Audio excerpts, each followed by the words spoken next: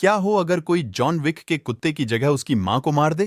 Kang उसकी उंगलियां तोड़ देता है और एक किक में उसे हवा में उड़ा देता है। उस चेन से गैंग लीडर का गला दबाने लगता है, जिससे गैंग लीडर तड़प तड़प कर अपना दम तोड़ देता है।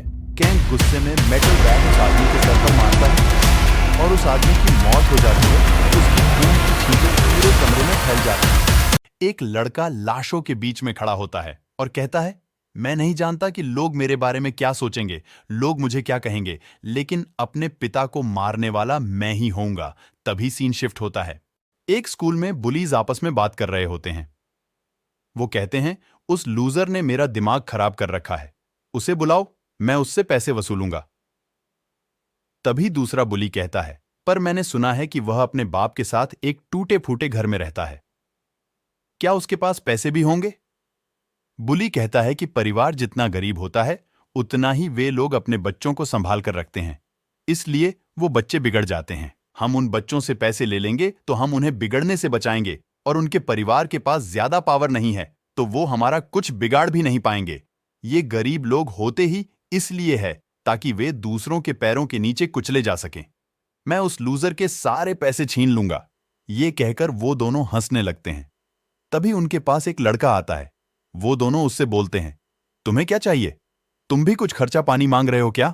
ये सुनते ही वो लड़का अपने हाथ में रखे पेन को बुली के कुछ सोचने से पहले ही उसकी आंख में घुसा देता है।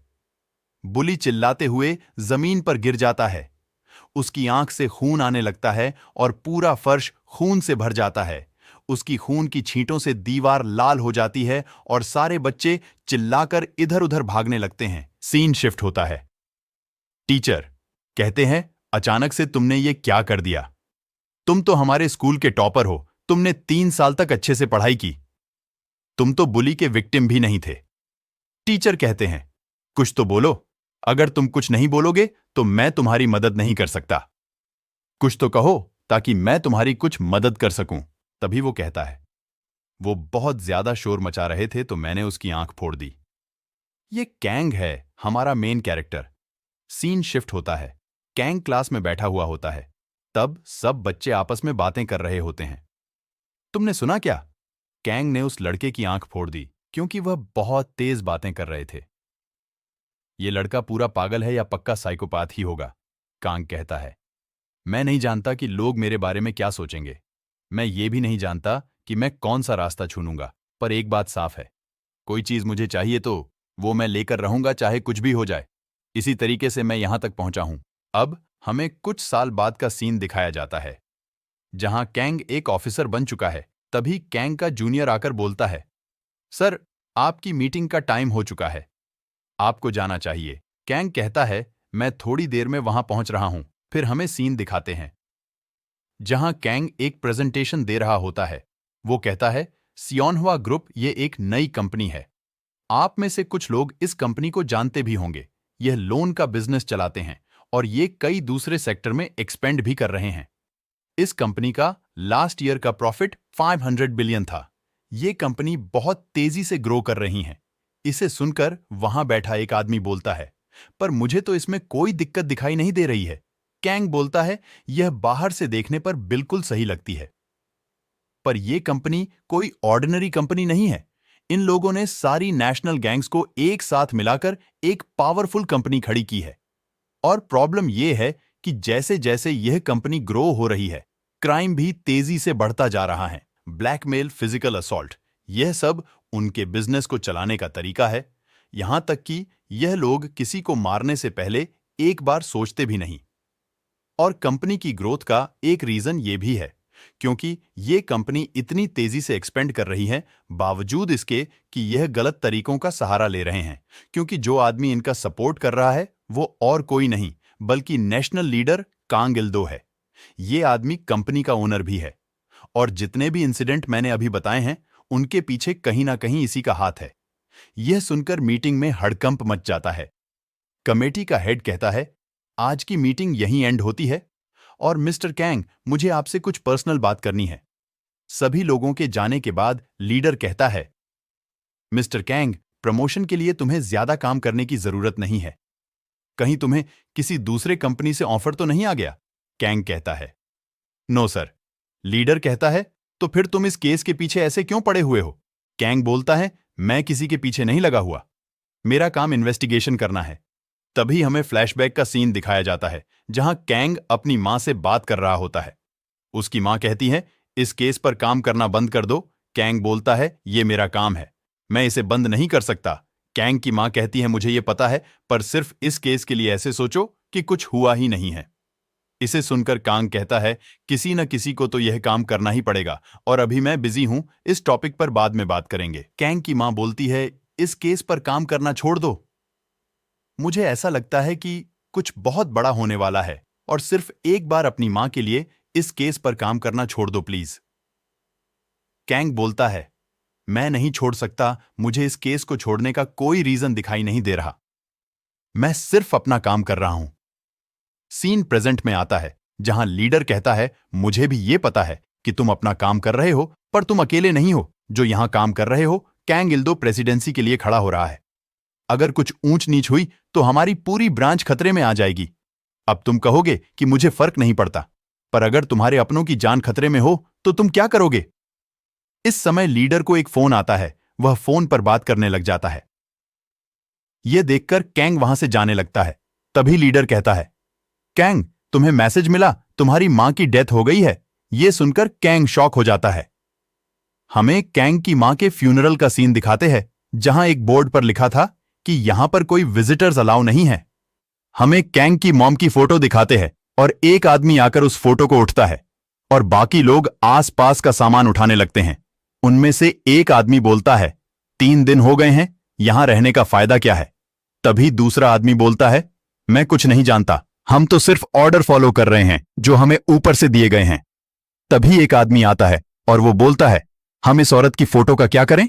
यह सुनकर दूसरा आदमी बोलता है, तुम ये क्यों पूछ रहे हो? तुम्हें इसकी पूजा करनी है क्या? बाहर फेंक दो इसे। यह सुनकर दूसरा आदमी फोटो को नीचे गिरा देता है और बाकी सारे लोग अपने हाथ में सामान लेकर जाने लगते हैं। वहां एक लड़का आता है और उसे देखकर वो लोग बोलते हैं, तुम्हें दिख नहीं रहा क्या? यहां विजिटर्स अलाउड नहीं है। तुम्हें सुनाई नहीं दे रहा क्या? हम कैंग को दिखते हैं जो अपनी मॉम की जमीन पर पड़ी फोटो को देख रहा होता है। फिर एक आदमी कैंग के पीछे से जोर से चिल्लाते हुए बोलता है कि तुम कौन हो? जल्दी से यहां से चले जाओ। कैंग बोलता है, मैं जानना चाहता हूं कि उनकी मौत कैसे हुई। हमें फ्लैशबैक का सीन दिखाया जाता है।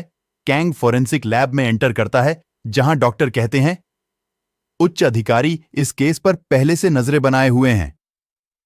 मुझे कुछ पता नहीं चल पाया है, पर यह सुसाइड लगता है। यह सुनकर कैंग कहता है, तुम्हें पता है, लोग झूठ बोल सकते हैं पर डॉक्यूमेंट नहीं।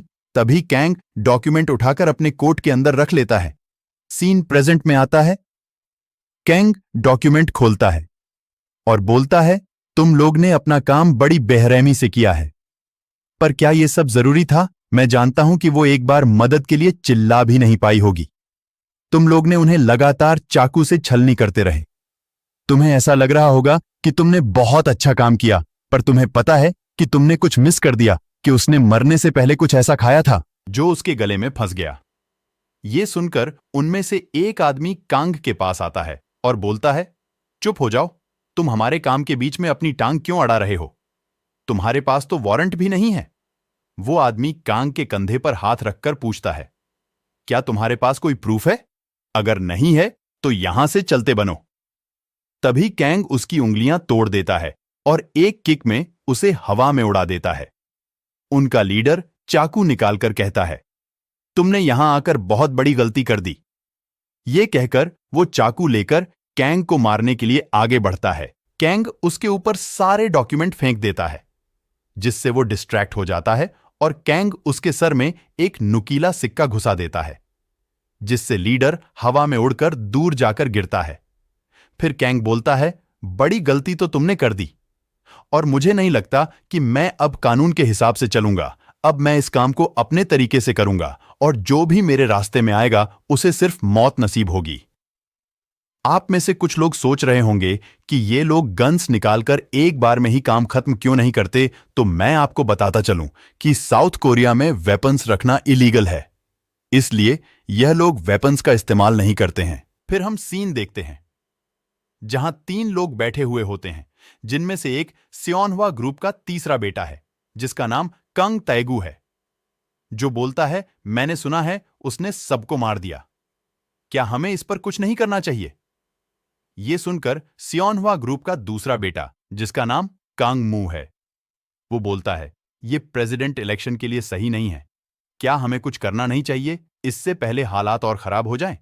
फिर सियोनह्वा ग्रुप का पहला बेटा, जिसका नाम कांग चावुक है, वो कहता है, ये सही कह रहे हैं, हम इस तरीके से बैठ नहीं सकते। हमें कांग पिल्दू का क्या करना चाहिए फादर? तभी हम सीन देखते हैं जहां 5 बच्चे खून में सने हुए होते हैं और एक आदमी उनके सामने बैठा होता है। वो कहता है, मेरे बेटों के लिए भी कोई अलग कानून नहीं है, मार दो उसे जैसा हम सबके साथ करते हैं। हमें उस आदमी का इंट्रोडक्शन दिया जाता है, जो है Kang Ildo, member of national assembly. तभी अगले सीन की शुरुआत एक रेस्टोरेंट में होती है, जहां कुछ दोस्त बातें कर रहे होते हैं, जिसमें एक दोस्त बोलता है, तुम्हारा प्रमोशन हुआ है, इसलिए बिल तुम्हें पे करना चाहिए। फिर सीन एक गंदी सी बस्ती में शिफ्ट होता है, जहां एक दोस्त फिर बोलता है, क्या तुम अब खुश हो? मैंने 10,000 वन पे किए हैं तुम्हारे डिनर के। तभी पहला दोस्त फिर बोलता है, तुम हाई स्कूल से अब तक बिल्कुल नहीं बदले और तुम मेरे घर डिनर पर क्यों नहीं आते? लगता है तुम बहुत अमीर हो गए हो। तभी एक आदमी उनके बगल से जाता हुआ दिखाया जाता है, जिसे देखकर उनमें से एक दोस्त कहता है, क्या ये आदमी उस लड़के की तरह तो नहीं दिख रहा? तभी दूसरा आदमी कहता है, कौन सा लड़का?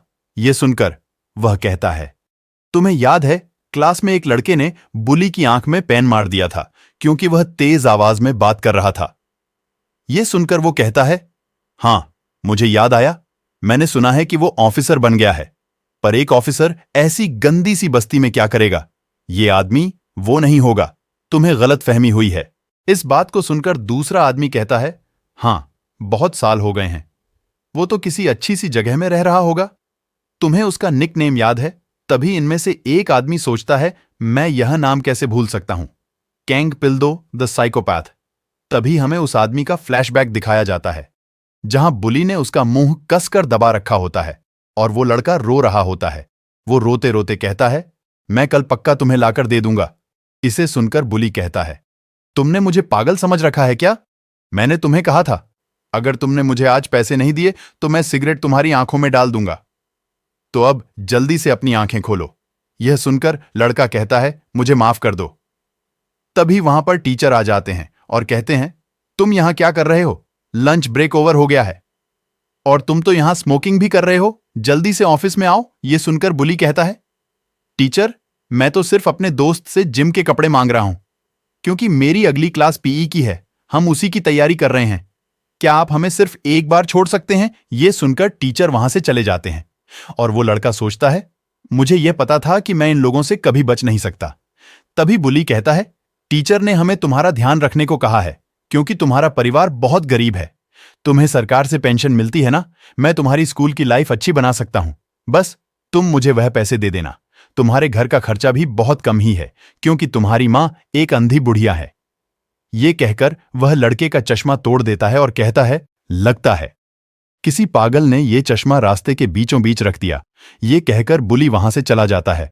इसी समय कैंग वहां पर आता है और कहता है, तुम यहां से हटो, मैं यहां पर कचरा फेंकने आया हूं। यह सुनकर वह लड़का कहता है, कचरा फेंकने का फायदा क्या है? जो फेंकने लायक कचरा है वो तो यहीं पर है। यह कहकर वह एक ब्लेड से अपना हाथ काटने लगता है और कहता है, मैं दिन ब दिन जानवरों के जैसी जिंदगी जी रहा हूं। यह करने से सबको पता चल जाएगा कि मेरे साथ कितना गलत हो रहा है। यह सुनकर कैंग कहता है, किसी को कोई फर्क नहीं पड़ेगा अगर तुम यह कर भी लोगे तो। वैसे भी आज मैं क्लीनिंग ड्यूटी पर हूं, तो मैं तुम्हारे लिए इस कचरे की सफाई कर देता हूं। इसके बाद हमें वही सीन दिखाया जाता है जहां कुछ लड़के क्लासरूम के बाहर खड़े होते हैं और वह सब अंदर देख रहे होते हैं, जहां पर कैंग ने उस बुली की आंख फोड़ दी थी। तभी हम देखते हैं कि कुछ स्टूडेंट बोल रहे होते हैं, मैंने सोचा नहीं था कि कांग पिल्दू एक साइकोपैथ है। तभी वो लड़का भी वहां आ जाता है और अपने मन में सोचता है, मैं अब राहत की सांस ले सकता हूं। तुमने मुझ पर बहुत बड़ा उपकार किया है। मुझे ये बात कम से कम अपने दोस्तों को बता देनी चाहिए थी, पर मैं ये बात किसी को बता नहीं पाया। क्योंकि मैं उस समय तुमसे बहुत डरता था। तभी सीन प्रेजेंट में आता है और हम कैंग को देखते हैं जो एक घर में जा रहा होता है। वहां पर खड़ी एक बुढ़िया बोलती है, मेरी पोती ने कहा था मैं घर जल्दी आ जाऊंगी, पर वह अभी तक घर नहीं आई है। हम कैंग को देखते हैं जो घर का दरवाजा खोल रहा होता है, पर जैसे ही वह घर का दरवाजा खोलता है उसी समय उस पर एक आदमी खंजर से हमला कर देता है। कंग खंजर को अपने हाथ से पकड़ लेता है, जिससे कंग के हाथों से खून निकलने लगता है। कंग कहता है, अगली बार जब तुम किसी के घर में घुसो तो जूते बाहर खोलकर आना। यह कहकर कंग उस आदमी का हाथ पकड़कर उसे टेबल पर उठाकर पटक देता है। यह हमला इतना जोरदार होता है कि टेबल के 2 टुकड़े हो जाते हैं और उस आदमी की हालत अधमरे इंसान की तरह हो जाती है। तभी दूसरा आदमी चाकू लेकर कैंग की तरफ बढ़ता है। उसे देखकर कैंग कहता है, तुम्हें किसने भेजा है? यह सुनकर वो आदमी कहता है, तुम्हें इससे क्या फर्क पड़ता है, तुम तो वैसे भी मरने वाले हो। यह सुनकर कांग उस आदमी की तरफ बढ़ता है और उसी का चाकू लेकर उसकी गर्दन में घुसा देता है। फिर हमें उन गुंडों का लीडर दिखाया जाता है जो कुर्सी पर बैठकर कुछ पी रहा होता है और पीते पीते कहता है, तुम ऑफिसर हो इसलिए मुझे लगा कि तुम अमीर इंसान होगे, पर यह क्या, तुम्हारे पास तो सिर्फ सोजू की एक ही बॉटल है।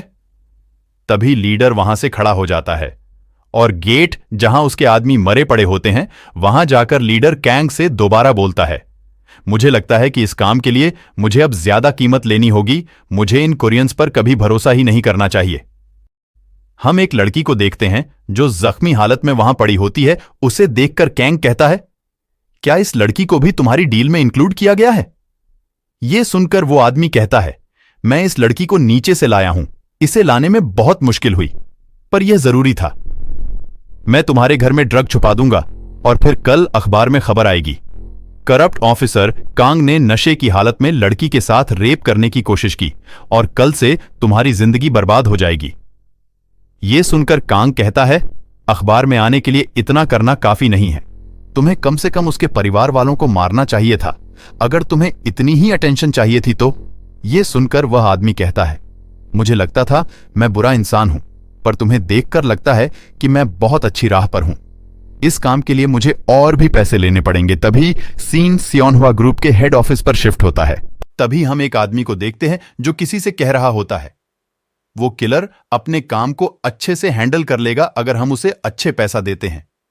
फिर वो आदमी अपने फोन में देखता है और सामने खड़े आदमी से बोलता है, तुम बस अपनी फैलाई हुई गंदगी का ध्यान रखना, मुझे यकीन है कि तुम पहले से ही जानते हो कि यहां चीजें कैसे चलती हैं। यहां एक वर्ड तुम्हें जिंदा दफनाने के लिए काफी है। वैसे तुम्हारा एक बेटा ऑफिसर बन चुका है, मगर उसने तुम्हें सपोर्ट करने के बजाय तुम्हें धोखा दे दिया है। अगर चीजें इसी तरीके से चलती रहीं तो तुम अपनी रिस्पॉन्सिबिलिटी से भाग नहीं पाओगे और हायर अप्स ज्यादा शांत नहीं बैठेंगे। यह सुनकर सामने खड़ा इंसान पीछे मुड़कर देखता है, जिससे हमें पता चलता है कि वो इंसान और कोई नहीं बल्कि कांग इल्दो है। कांग इल्दो दूसरे आदमी की ओर बढ़कर जाने लगता है। तभी वह आदमी कहता है, मेरी बातों को हल्के में मत लेना, हमें इलेक्शन से पहले इन सारी चीजों को अच्छे से निपटाना होगा ताकि तुम अपने अतीत को दफन कर सको। कांग इल्दो उसके पास जाते हुए कहता है, मेरे अतीत को दफनाने के लिए पूरा साउथ कोरिया खोदना पड़ेगा। यह सुनकर वो आदमी कहता है, मैं यहां कोई जोक नहीं मार रहा हूं। कांग इल्दो कहता है, मैं भी मजाक नहीं कर रहा। क्या मैं तुम्हें भी सिखा दूं कि नर्क में कैसे रहा जाता है? यह बहुत ही सिंपल है। मैं किसी को जिंदा नहीं छोड़ता जो मेरे रास्ते में आता है, किसी को भी नहीं, अपनी फैमिली को भी नहीं। यह सुनकर उस आदमी को पसीने आने लगते हैं, वो घबराने लगता है। कांग इल्दो उस आदमी के चेहरे के पास आकर कहता है, यह कैंग कोई ऐसा वैसा नहीं है जिसका सफाया तुम कर सको। तुम मेरे रास्ते में मत आओ, वरना मैं तुम्हें जिंदा दफन कर दूंगा। क्या तुम समझ गए असेंबलीमैन? इस पर असेंबलीमैन डर डर कर कहता है, हां मैं समझ गया, पर मैंने तो यह तुम्हारे लिए किया था, पर अब तुम्हें यह बात अच्छी नहीं लगी तो मैं उस किलर को वापस बुला लेता हूं। यह कहकर वह किलर को कॉल करता है, लेकिन दूसरी तरफ किलर की लाश पड़ी हुई होती है, जिसका फोन कैंग उठा लेता है। तभी असेंबलीमैन कहता है, तुम इतनी देर से जवाब क्यों नहीं दे रहे थे? पर दूसरी तरफ कैंग की आवाज सुनकर असेंबलीमैन कांपने लगता है और कांपते हुए कैंग इल्दो से कहता है, तुमसे कोई बात करना चाहता है। कैंग इल्डो फोन लेकर कहता है, हाँ बोलो, ये मैं हूं। तुमने बहुत मेहनत की थी एक ऑफिसर बनने के लिए लगता है। अगर तुम इतने स्मार्ट हो तो कम से कम इतनी तो सीख ले लेनी चाहिए थी कि किस तरीके से चीजों को हैंडल किया जाता है। अगर तुम मेरे साथ काम कर रहे होते तो मैं तुम्हें ऑफिसर से ज्यादा रैंक की पोस्ट दान में दे देता, जो कि तुम अपने सपने में भी नहीं सोच सकते हो। तुमने ऐसा क्यों किया? सिर्फ अपनी मां के लिए? कैंग दूसरी तरफ से सीढ़ियां चढ़ते हुए कहता है, डैड, आपको पता नहीं है कि आपने क्या कर दिया है, और आपको यह भी नहीं पता कि मां की मौत मेरे लिए क्या मायने रखती है। तभी हम देखते हैं कि कैंग छत पर आ चुका है और बोलता है, डैड, मैं सिर्फ इसलिए रुका हुआ था क्योंकि मां एक सेफ्टी लॉक की तरह मेरे ऊपर लगी हुई थी, पर अब ऐसा लगता है वह सेफ्टी लॉक किसी ने उतार दिया है। सीन शिफ्ट होता है और हमें लीडर को दिखाया जाता है जिसको कांग ने रस्सी से बांध रखा होता है। कैंग ने गैस की पाइप काट दी होती है, जिसे देखकर उस लीडर के होश उड़ जाते हैं क्योंकि पूरे घर में गैस फैल चुकी थी। तभी घर में आग लग जाती है, जिससे वह लीडर भी आग में जल रहा होता है और चिल्ला रहा होता है। तभी एक जोरदार धमाका होता है जिसकी आवाज पूरे शहर में सुनाई देती है और कैंग दूसरी छत से खड़ा होकर यह सब देख रहा होता है। तभी कैंग फोन पर कहता है, अब मैं दिखाऊंगा कि मैं क्या कर सकता हूं और मैं सबको मार दूंगा जो मां की मौत में इन्वॉल्व थे। मैं किसी पर भी दया नहीं करूंगा, चाहे वह मेरी अपनी फैमिली क्यों ना हो। तभी कैंग इल्दो हंसते हुए कहता है, अब तुम बिल्कुल मेरे असली बेटे की तरह बातें कर रहे हो और मैं तुम्हें दिखाऊंगा कि जो रास्ता तुमने चूज किया है वह कितना पेनफुल है। फिर हमें उसी बुढ़िया को दिखाते हैं, वो रो रही होती है और कहती है, बेटी तुम्हें क्या हुआ? तभी हम देखते हैं कि वो लड़की स्ट्रेचर पर लेटी हुई होती है और दो आदमी उसे एम्बुलेंस में लेकर जा रहे होते हैं। बूढ़ी औरत एक आदमी से पूछती है जो उसकी बेटी को एम्बुलेंस में डाल रहे होते हैं, मेरी बेटी ठीक तो हो जाएगी ना? वह आदमी कहता है, तुम्हें ज्यादा चिंता करने की जरूरत नहीं है, हमने पहले ही फर्स्ट एड कर दिया है। फिर वहां पुलिस आ जाती है और कहती है, मैं जानता हूं कि अभी तुम शॉक में हो, मगर हमें तुम्हारे कोऑपरेट की जरूरत है क्योंकि ये मर्डर का केस है। क्या तुम हमें बता सकती हो कि वहां क्या हुआ था? तभी वो लड़की पुलिस की ओर देखकर कहती है, सबसे पहले वहां 3 लोग आए। मुझे वो ठीक से याद तो नहीं है क्योंकि मैं बहुत डर चुकी थी, लेकिन तभी वहां एक यंग लड़का आया। पुलिस पूछती है, क्या तुम जानती हो कि वह कैसा दिखता था? वह लड़की कहती है, वो एक यंग लड़का था, ब्लैक हेयर और ब्लैक सूट में था। इतना कहते ही लड़की को वो सीन याद आने लगता है जहां कैंग उस लीडर पर पंचेस मारे जा रहा था और वह बिल्कुल एक डीमन की तरह लग रहा था। तभी कैंग लड़की की ओर देखता है जिससे वह लड़की होश में आ जाती है और कहती हैं, उसकी आंखें लाल थीं, वो लाल आंखें जिन्हें मैं कभी नहीं भूल सकती।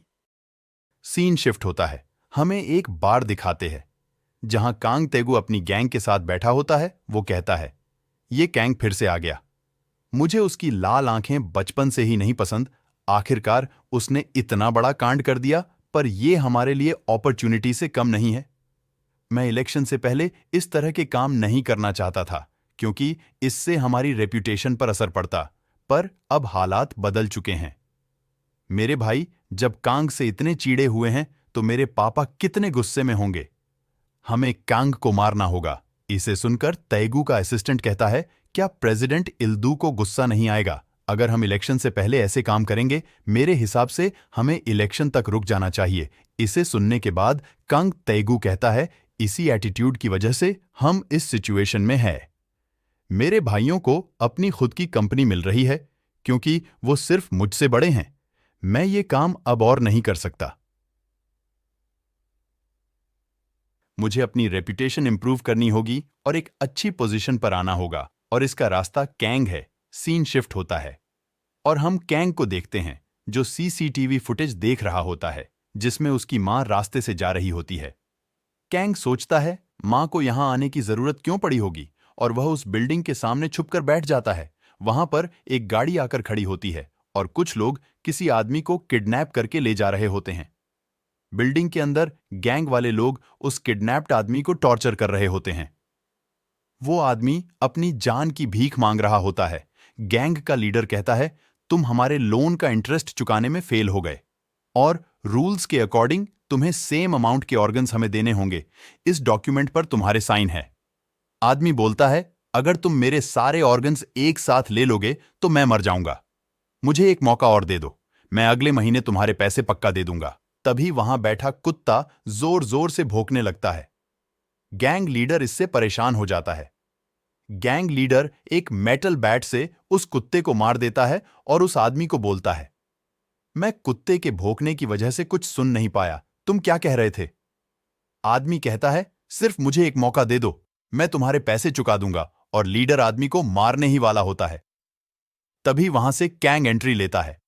गैंग मेंबर कैंग के पास जाकर बोलता है, तुम्हें दिख नहीं रहा कि हम अभी बिजी हैं, तुम अभी के अभी यहां से बाहर निकल जाओ। वो कैंग को कस्टमर समझकर कहता है, ऑक्शन रात में स्टार्ट होगी और वहां पर कई सारे कस्टमर होंगे, तुम्हें कोऑपरेट करना चाहिए और यहां से चले जाना चाहिए। कैंग बोलता है, मैं तुम्हें बता चुका हूं, मेरा काम होने के बाद मैं खुद ही चला जाऊंगा। यह सुनकर गैंग लीडर बोलता है, तुम क्या देखना चाहते हो? कैंग बोलता है, मुझे सीसीटीवी देखनी है। यह सुनने के बाद गैंग लीडर कहता है, मतलब तुम यहां सामान खरीदने नहीं आए हो। यह कहकर वो जोर जोर से हंसने लगता है। फिर गैंग लीडर कैंग के पास चलकर जाता है और बोलता है, अगर कस्टमर को सीसीटीवी देखना है तो हमें दिखाना पड़ेगा, लेकिन उसके बदले में हमें भी कुछ चाहिए। वो कहता है, तुम मुझे अपनी एक आंख दे दो, बदले में मैं तुम्हें सीसीटीवी फुटेज दिखा दूंगा। इतने में कैंग के ऊपर गैंग का एक आदमी एक बड़े से हथौड़े से हमला करता है।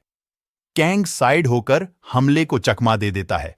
उस हमले से जमीन पर गड्ढा बन जाता है।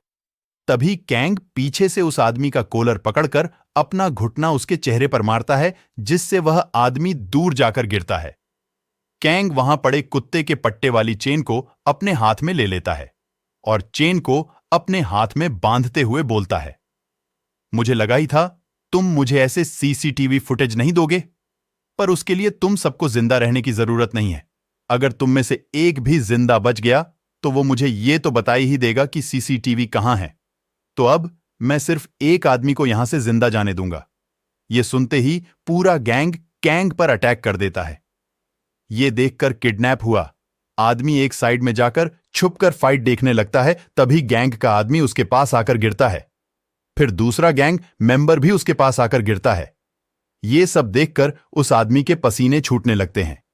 फिर हम देखते हैं कि कैंग उस चेन से गैंग लीडर का गला दबाने लगता है, जिससे गैंग लीडर तड़प तड़प कर अपना दम तोड़ देता है। कैंग उसका मेटल बैट उठाकर बचे हुए दो गैंग मेंबर्स के पास जाकर बोलता है, मैं तुम्हें पहले ही बता चुका हूं, मुझे सिर्फ एक आदमी की जरूरत है, तो तुम में से जो बोलेगा वह बच जाएगा। तभी उनमें से एक कहता है, हम कस्टमर की इंफॉर्मेशन रिवील नहीं कर सकते, तुम्हें जितना पैसा चाहिए हम तुम्हें उतना पैसा दे सकते हैं। यह सुनते ही कैंग गुस्से में मेटल बैट उस आदमी के सर पर मारता है और उस आदमी की मौत हो जाती है। उसकी खून की छींटें पूरे कमरे में फैल जाती हैं। इस भयानक सीन को देखकर साथ वाला आदमी सीसीटीवी रूम की तरफ इशारा करके कहता है, सीसीटीवी वाला कमरा अंदर है। सीन चेंज होता है और हमें रूम के अंदर का सीन दिखाया जाता है, जहां लोगों की आंखें कैप्सूल में रखी हुई होती हैं। वहां बैठा आदमी आईबॉल्स को निकालकर उनमें पेंट कर रहा था। कैंग मेटल बैट लेकर कमरे में एंट्री करता है और बोलता है, मैंने सुना है सीसीटीवी इसी कमरे में है, पर यहां देखकर ऐसा लगता है यहां पर ऑर्गन्स के अलावा कुछ भी नहीं है। मुझे समझ नहीं आ रहा है ये कौन सी जगह है। और कैंग सामने बैठे हुए आदमी से बोलता है, मैं जल्दी में हूं, तो तुम सीधे सीधे सीसीटीवी की कॉपी सेंड कर दो। तभी हमें उस आदमी की आवाज सुनाई देती है जो कहता है, बास्टर्ड, तुम बिल्कुल भी नहीं बदले। हम उस आदमी का चेहरा देखते हैं जो आई बॉल को साफ करते हुए कहता है, मैं तुम्हारी सिचुएशन समझ सकता हूं, मगर तुम उससे पहले मुझसे कम से कम हेलो तो बोल ही सकते हो। मुझे बहुत बुरा लगेगा अगर तुम मुझे नहीं पहचान पाए तो। हां, माना कि मैं थोड़ा चेंज हो गया हूं, मगर तुम मुझे भूल नहीं सकते, कैंग पिल्दू। हमें पता चलता है कि यह वही स्कूल बुली है जिसकी कैंग ने आंख फोड़ दी थी। वह कैंग को गुस्से में घूरते हुए कहता है, तुम इतने अच्छे से कैसे जी सकते हो, मुझे एक आंख से अंधा बनाकर। सीन एक कार के आगे शिफ्ट होता है जहां दो आदमी बातें कर रहे होते हैं। पहला आदमी बोलता है, यहां पर तो जितना बताया गया था उससे कई ज्यादा काम है, लगता है आज हमें ओवरटाइम करना पड़ेगा। यहां हमें पता चलता है यह सामान और कुछ नहीं बल्कि लोगों की लाशें हैं। तभी इसके जवाब में दूसरा आदमी कहता है, छोड़ो, जाने दो, एक बार तो ऐसा हुआ था कि बहुत सारे लोग आकर आई बॉल्स की डिमांड करने लग गए थे। तब भी उस लूनेटिक ने कुछ ऐसा ही हाल किया था। पर हालात कैसे भी हो, वो लूनेटिक एक आंख अपने लिए बचाकर रखता है। इसे सुनकर दूसरा आदमी कहता है, हाँ मुझे ये पता है, वह लूनाटिक आईबॉल्स से ऑब्सेस्ड है। इन लोगों ने ऐसे लूनाटिक के साथ पंगा लेने की कोशिश की और इनका हाल कुछ ऐसा हुआ। उसने बिना एनेस्थीसिया के उनकी आंखें निकाल लीं। इन लोगों को कितने दर्द का सामना करना पड़ा होगा। इससे अच्छा तो लोगों को मौत नसीब हो जाती है। उस लूनेटिक के मेस की वजह से हमें क्लीनिंग में 3 दिन का टाइम लगा। इसे सुनकर दूसरा आदमी कहता है, पर वो लूनेटिक ऐसा कब तक करेगा? इस पर पहला आदमी बोलता है, मुझे नहीं लगता ये ज्यादा दिन तक चलेगा, क्योंकि जिसने उसकी आंख की ऐसी हालत की थी वह फिर से उससे मिलने पहुंच चुका है।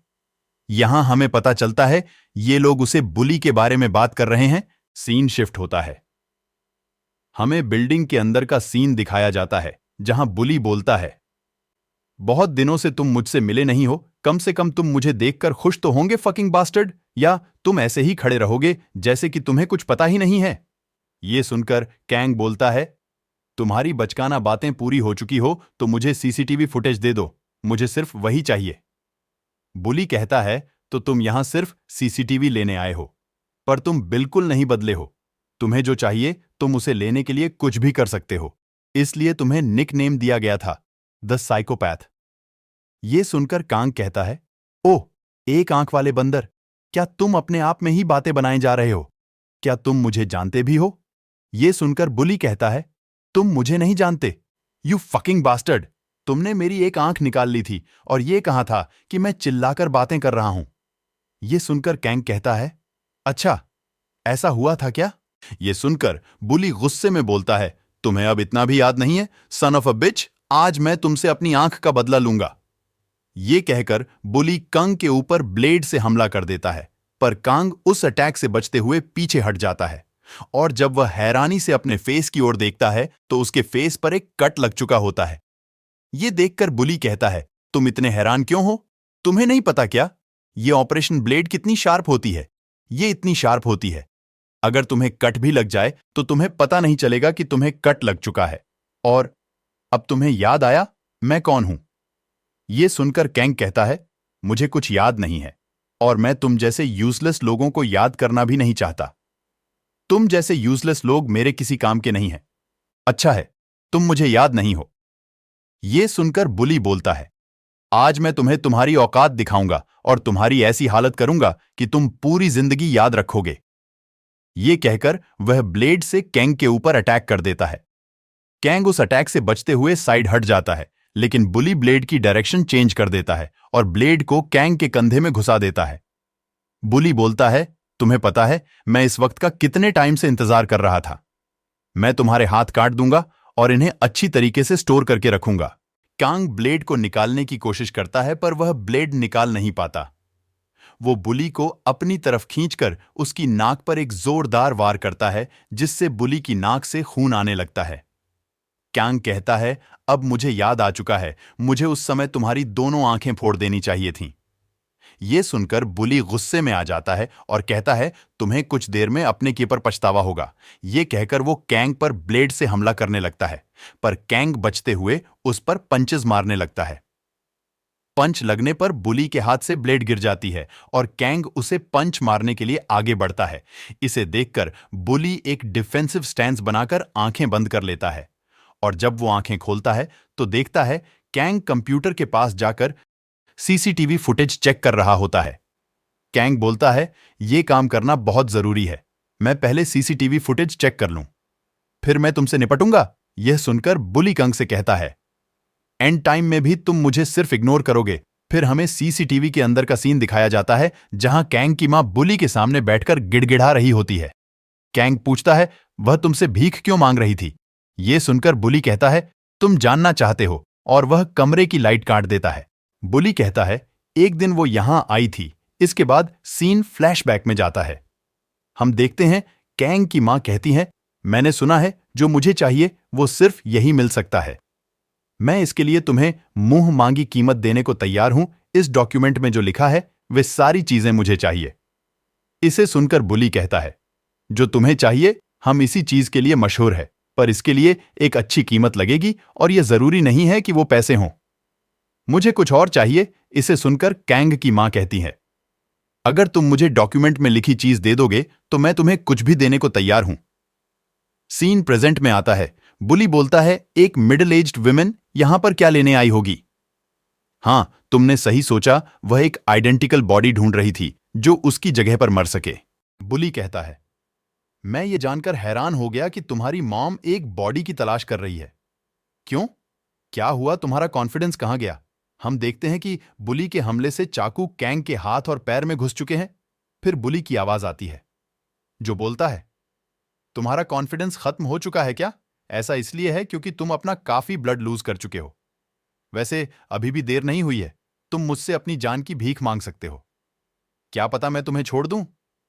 फिर हम देखते हैं कि बुली चाकू उठा रहा होता है और उसने नाइट विजन लगा रखे होते हैं और वो बोलता है, मैंने भी डिसाइड कर लिया है कि मैं भी तुम्हारी तरह बनूंगा और वही करूंगा जो जरूरी होगा ताकि मैं वो पा सकूं जो मुझे चाहिए।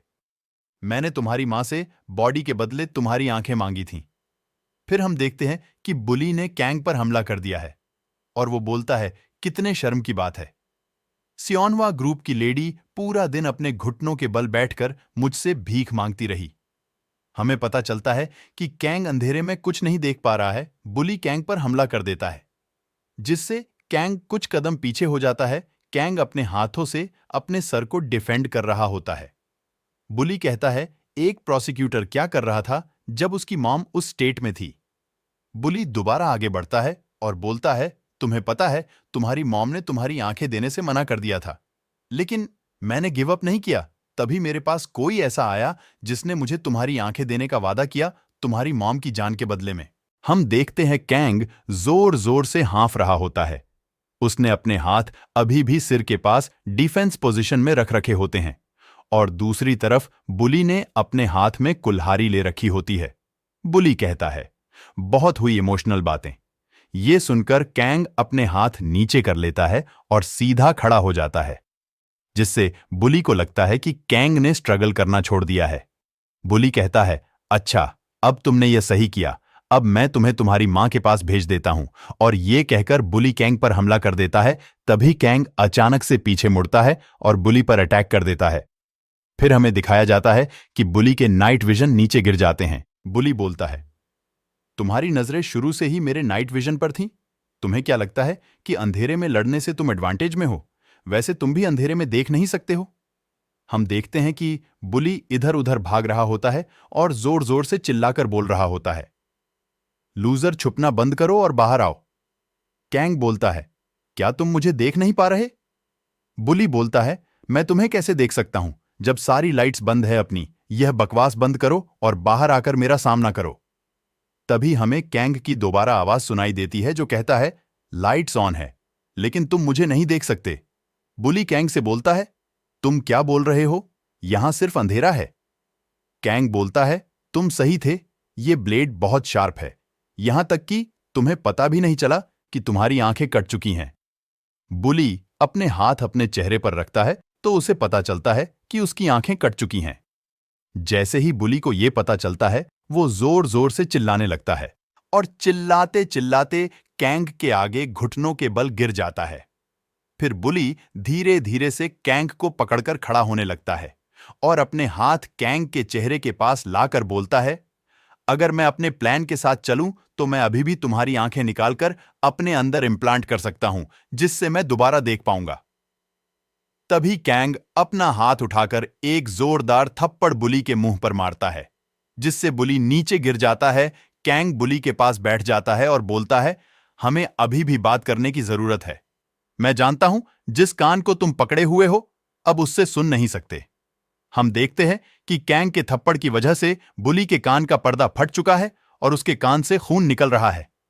कैंग बुली के बाल पकड़कर बोलता है, मुझे सही सही जवाब देना अगर तुम पूरी तरह बहरे नहीं होना चाहते। मुझे बताओ कि वे लोग कौन थे जो मेरी मॉम के बारे में पूछ रहे थे। सीन शिफ्ट होता है और हम बिल्डिंग को देखते हैं। फिर कुछ लोग उस बिल्डिंग के अंदर जाने लगते हैं और बुली के पास पहुंच जाते हैं, जो अधमरी हालत में दीवार से टेक लगाए बैठा हुआ होता है। एक आदमी पूछता है, क्या यह मर चुका है? दूसरा आदमी जवाब देता है, नहीं, यह अभी भी जिंदा है। हम कैंग तेगू को देखते हैं, जो छुरी निकालकर बुली का सर धड़ से अलग कर देता है। कैंग तेगू से एक आदमी बोलता है, कैंग ज्यादा दूर नहीं गया होगा, क्या मैं अपने आदमी भेजूं? कैंग तेगू मना कर देता है और कैमरा की तरफ देखते हुए बोलता है, उस कैंग बास्टर्ड ने हमें पहले ही देख लिया है। हम देखते हैं कि कैंग कंप्यूटर के सामने बैठा कैंग तेगू को सीसीटीवी के जरिए देख रहा होता है। फिर कैंग बोलता है, मां के अलावा यहां और कौन था? फिर हम कैंग तेगू को देखते हैं, जो अपने चेहरे से खून साफ करते हुए कहता है, मुझे पक्का यकीन है उसने अपना रास्ता ढूंढ लिया होगा। इसी के साथ सीजन 1 एंड हो जाता है।